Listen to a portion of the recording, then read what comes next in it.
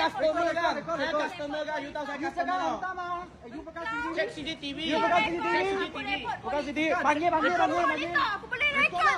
Report lah. You cakap hantar Pergi lah. belakang mesin. Saya Bukan kerja. I, meh. Saya kerja kotor kan? Saya pun panggil polis kawan kan?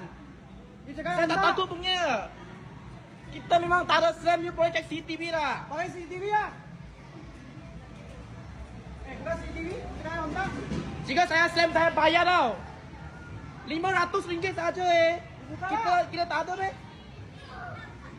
You so marah saya so okey yo. Saya cakap sorry sudah sebab saya tutup mah. Saya tak tahu sini punya law mah. Suka tutup.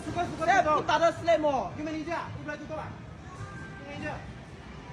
Bukan pakai manager tu. Saya tak beza kenapa? Apa sahaja saya tak undang. You ada hantar. CCTV. Saya undang.